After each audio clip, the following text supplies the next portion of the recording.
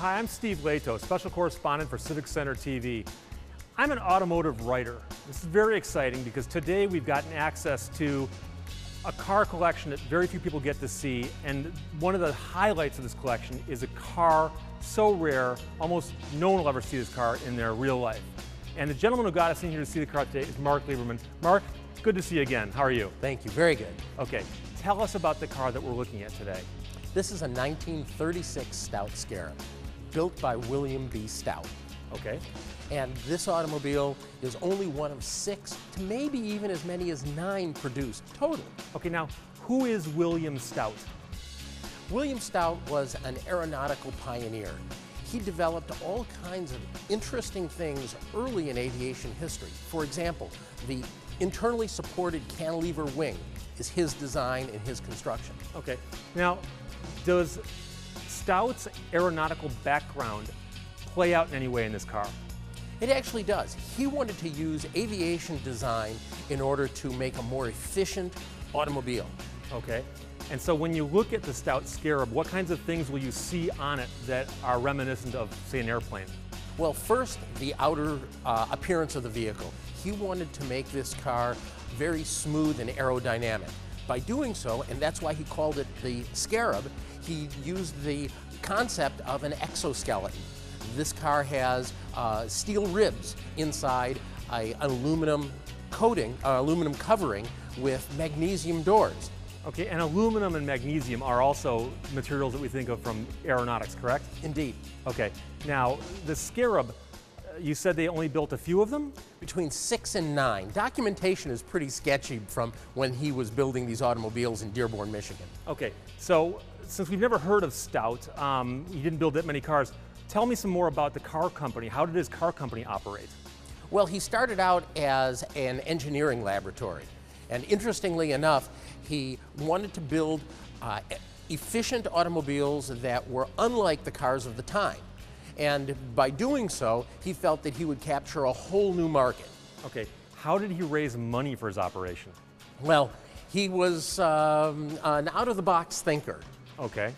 He would approach industrialists, and he used the motto, invest your money with me and you'll lose your shirt. And in doing so, he was trying to depict the fact that this is not going to be an overnight windfall, that he was developing something for the long term. So as far as investors goes, like truth in advertising, he's letting them know that you're probably going to lose a lot of money. And since the company didn't make more than a dozen cars, obviously, he was right in many respects there also. True, and interestingly enough, his approach worked. In this instance, he was able to gain money from Henry Ford, from Philip Wrigley, Willard Dow. All the big industrialists of the time decided to buy these automobiles at $5,000 a pop and put money in capitalizing his lab. And also, didn't he have a special relationship with Henry Ford on some level? He did. He used Henry Ford's engine, flathead V8, and his 3-speed manual transmission to power this automobile. Okay, and then what about, I mean, when we look at the car, we can see that it's very streamlined looking from the outside. Underneath the car, inside the car, things that you can't see by looking at it parked. What's different about this car? Well, the first thing he did is he wanted to maximize interior space. In doing so, he eliminated the fenders and the running boards of what were typical in automobiles of that time. So by doing so, he brought a huge additional dynamic to the inside of this automobile. You not only have all this additional space front to rear, but you also have it side to side.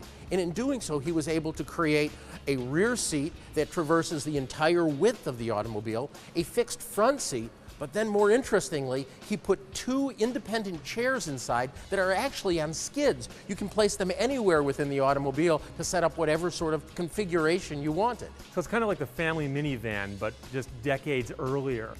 It's also rear engine, rear wheel drive, and that also eliminates the hump you have in the middle of the car, correct? Correct, there is no drive shaft. He designed his own transfer case, again using Henry Ford's flathead V8 and the 3-speed transmission, that coupled to his chain-driven transfer case to drive 2 half axles for 4-wheel independent suspension on this vehicle. So again, the suspension on the vehicle was way ahead of its time also, correct? Another very unusual point with this. He used oleo shocks, which were of aviation design, with coil-over springs on the front. This gave a very unusual, at least predicted, result. And what he was going for was being able to get the vehicle to bank into turns. Actually, instead of a car of the time which would have body roll and would throw you to the out of the vehicle, in this instance, it actually is designed to tilt inward into a turn.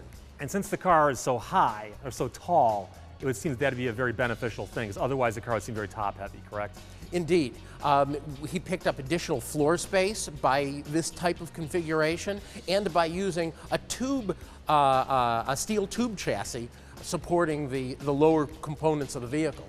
As I was walking around the car, I noticed, for instance, it doesn't have door handles. How do you get into the car? Well, it has electric push buttons with solenoids, the first of its kind, in order to gain entry to the vehicle. Another aviation styling tip was he went ahead and eliminated door handles and external hinges. How many Stout Scarabs were built? Somewhere between 6 and 9. And do we know where they all are today? Well, there are 5 surviving vehicles, okay, and we know the location of all of them, although even one of them is in a very difficult location to get. And where might that be? At the bottom of Green Lake. Okay, so that's a lake in Michigan. How would a Stout Scarab end up at the bottom of a lake? Well, Bill Stout, in his ingenuity and a very efficient approach to many things, decided that he was going to repurpose the drivetrain to one of these vehicles. Took the engine, transmission, and suspension out of it, and then slid this out on the lake and used it as a fishing shanty. Mark, they only built a handful of these cars. What went into making this car look like it does today? Well, in this instance, the owner assembled a team of experts to look at finishes, materials, components, drivetrain, and they took the time to restore each component to its original configuration, and they did a magnificent job.